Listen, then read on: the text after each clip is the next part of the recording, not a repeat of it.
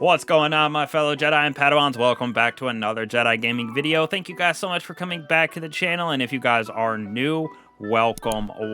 Today we're going to be continuing our nice GM builds for you guys since it's coming up here in just a couple weeks. Moving on to an Arc Hunter build that I think is going to be my go-to when playing Hunter. Super clutch with how we have it built out, being able to stun champions, getting that health regen for us, stunning targets with that jolt, and just the symphony of invisibility with Assassin's Cowl just is perfect for that end game activities. So starting off with our abilities, aspects, and fragments, first off we're going to be running the Gathering Storm Super, which gives us a nice DPS for this build, as well as ad clear if we need it. Now, important to this build, we're going to be using Gambler's Dodge and pairing that with Combination Blow for a few different reasons. For that invisibility, and this combination in general is just correct by feeding off of each other. Getting that dodge near enemies gives you the combination blow. Then when you get defeats with this, also gives us back our dodge, so perfect synergy. Now, grenade is totally up to you. I personally go with Storm Grenade or Pulse Grenade for my hunters. Now, moving on to our aspects, first off, we're going to have flow state. So defeating jolted targets makes us amplified. When we're amplified, our dodge recharges more quickly, and we are more resilient when we dodge. So that is super key, since we're going to be up close and personal with a lot of enemies using this build.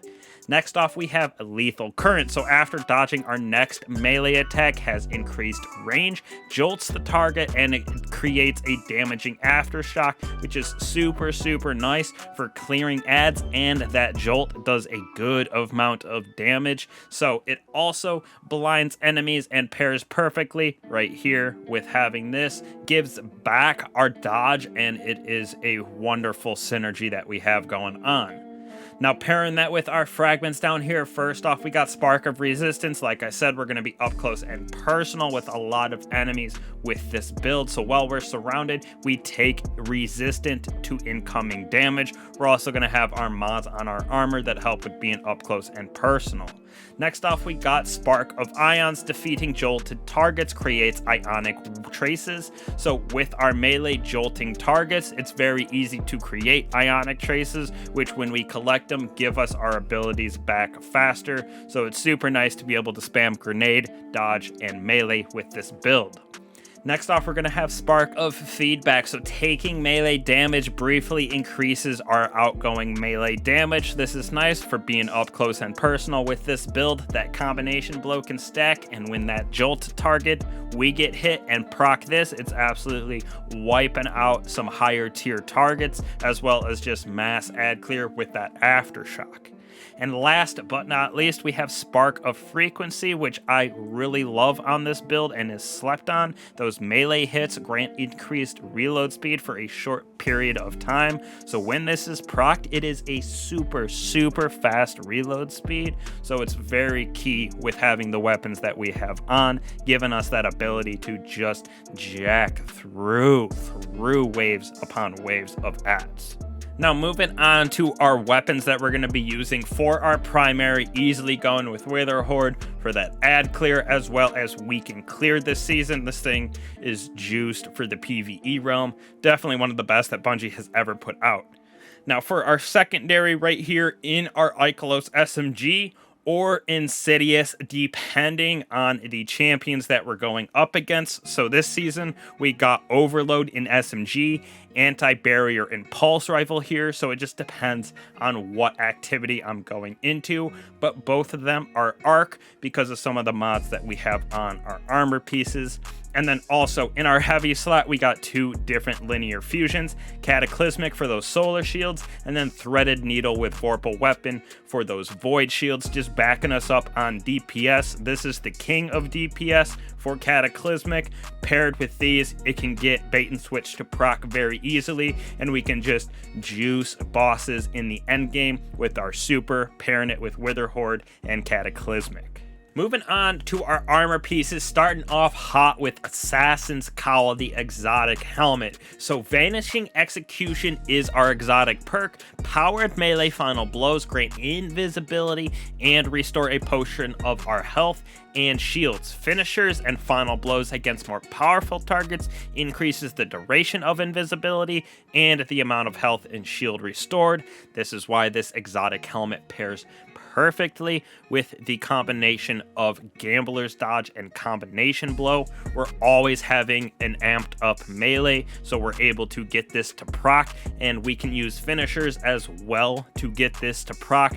Use it in those GMs to go invisible on enemies, go get your teammate, whatever it may be. It helps so much with survivability inside of this build, gives us our health back, and is a wonderful addition for exotics on Hunter. So for our mods on this helmet here, we're going to be using Melee Wellmaker. So when we get those melee final blows, we get Elemental Wells of the Arc variety because they match our subclass type.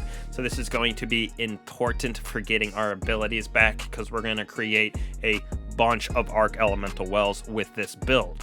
Next off, we're going to have double harmonic siphons to create orbs of power that are more potent for us to pick up for our super, as well as a mod we have later on. So both our Ikelos SMG and our Insidious will be able to create orbs of power with those final blows. Next off on our arms right here is where we're going to have another set of Melee Wellmaker to help create more of those Arc Elemental Wells, and then Fastball for our grenade. Just love having Fastball on my arms, PvE or PvP.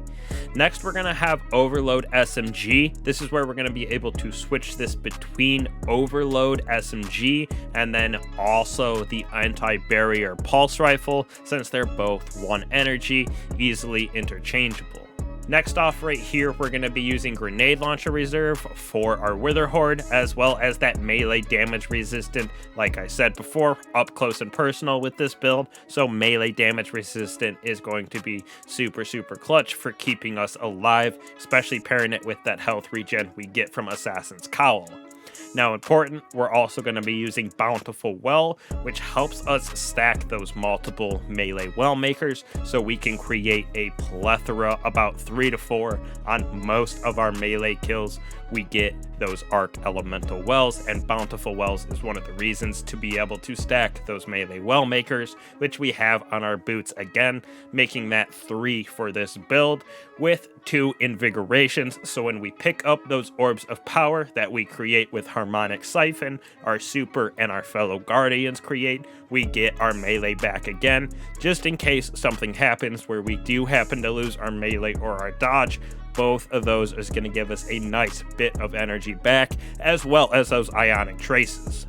And last but not least, right here, we're going to be using low entropy superconductor. So those arc melees are going to stun our unstoppable champions, just giving the ability to stun all of our champions depending on what we're going into, as well as weaken clear. So weakening all the enemies that we're breaking the shields with that grenade launcher in Wither Horde. And finally, Well of Striking. So picking up that Elemental Wells is going to give us melee energy. So it is a melee spam build for ad clear, as well as giving us health back and being invisible. So this thing is great for solo activities if you're going into lost sectors, whatever it may be, or even going into those endgame activities like GMs, master strikes, stuff like that with fire teams. This build is very useful and very meta for the end game, especially with Arc Hunters here. So hopefully y'all enjoyed this build and can get it prepped for our GMs coming out in a couple weeks here. So thank you guys again for that support. Truly appreciate it. I'll catch you guys in the next one.